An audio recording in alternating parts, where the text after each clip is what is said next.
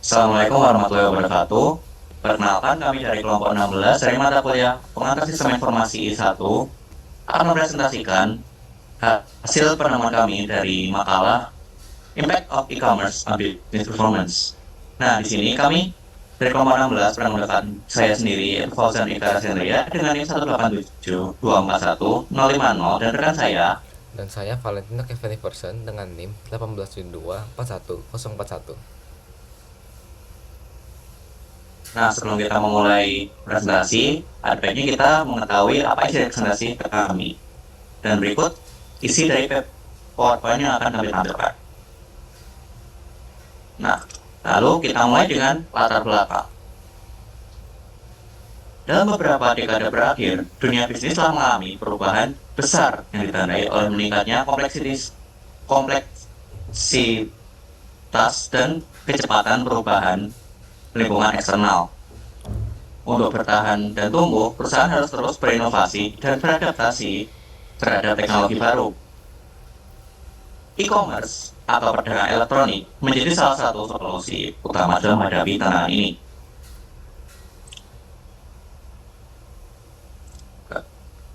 E-commerce tidak hanya sekedar menjual barang atau jasa secara online, tetapi telah menjadi model bisnis yang menyeluruh dan strategis.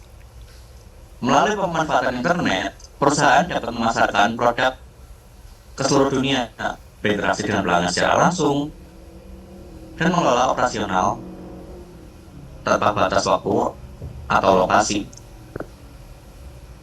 Nah, di sini kami memfokuskan pada bagaimana e-commerce berdampak pada kinerja bisnis secara keseluruhan, baik dari sisi efisiensi, operasional, kepuasan pelanggan, hingga ekspansi pasar global.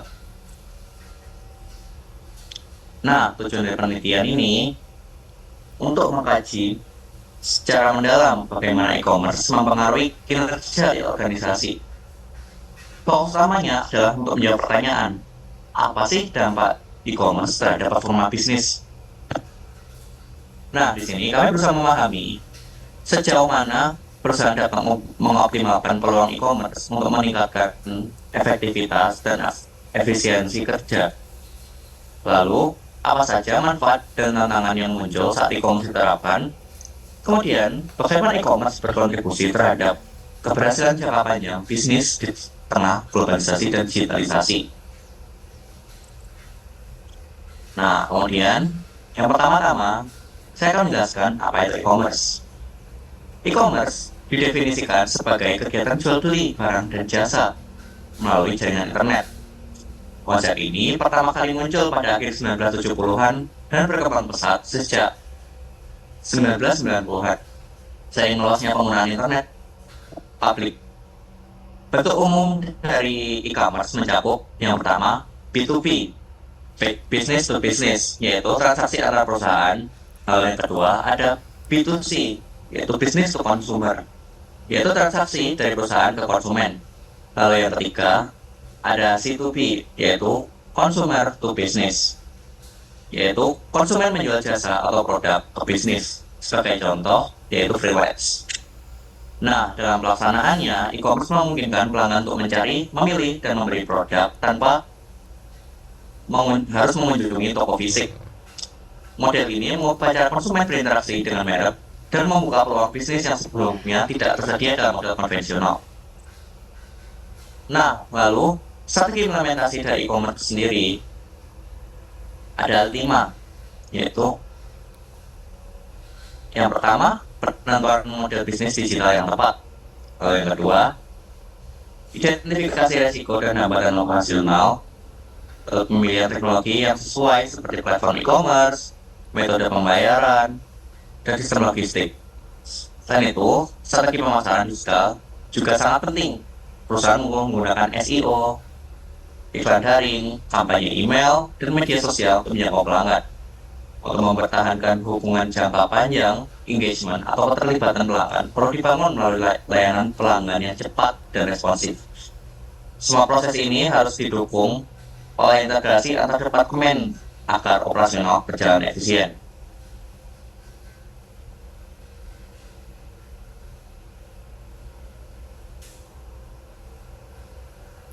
Selanjutnya, saya akan menjelaskan dampak e-commerce terhadap kinerjanya. Jadi, e-commerce memberikan banyak keuntungan strategis bagi bisnis. Seperti yang pertama, produksi menjadi lebih efisien. Pesanan yang dikelola akan terdual secara otomatis dari pembayaran hingga pengiriman. Lalu yang kedua, operasional tanpa batas waktu. Jadi, toko online dapat diakses 24 jam sehingga bisa meningkatkan volume transaksi. Yang ketiga, pasar yang lebih luas. Jadi, bisnis dapat menjangkau konsumen global tanpa membuka cabang secara fisik. Yang keempat, integrasi sistem internal. Secara keuangan, pemasaran dan distribusi akan bekerja lebih selaras.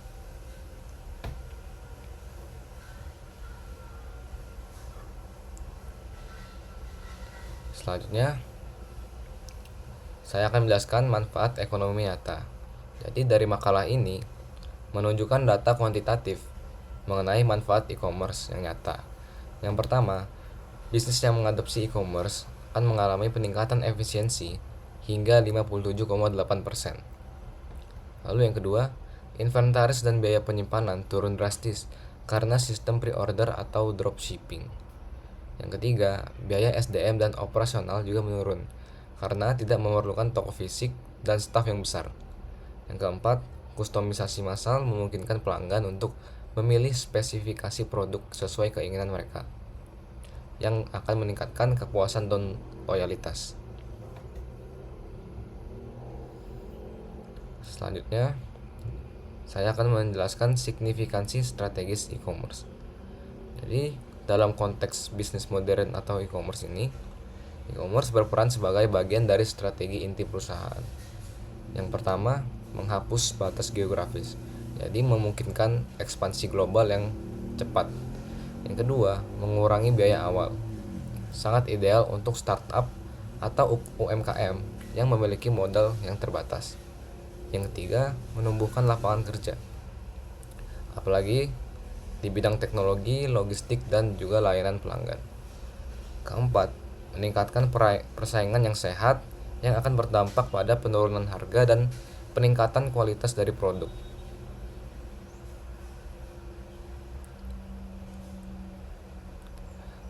Selanjutnya, tantangan implementasi. Jadi, meski e-commerce ini menjanjikan,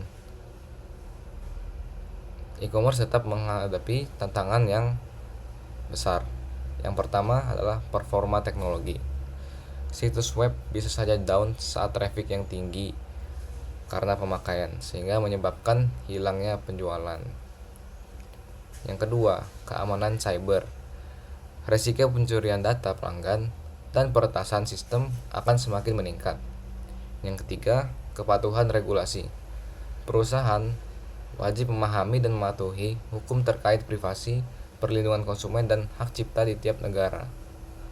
Yang keempat, konversi pengunjung. Banyak pengguna mengakses website tapi tidak melakukan pembelian.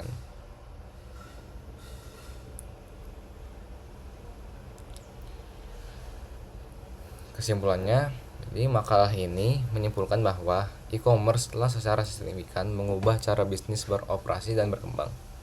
Perusahaan dapat menurunkan biaya dan risiko, meningkatkan skala dan kecepatan layanan, dan menjangkau pasar internasional dengan mudah. Namun, manfaat tersebut hanya bisa diraih jika perusahaan memiliki strategi yang tepat, teknologi yang andal, dan kepemimpinan yang visioner.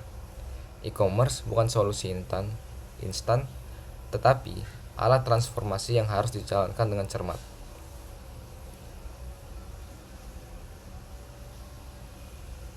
Berikut adalah daftar pustaka yang kami gunakan, yaitu makalah dari Impact of E-commerce on Business Performance. Sekian presentasi dari kami. Kami ucapkan banyak terima kasih untuk perhatiannya dan mohon maaf bila ada salah kata.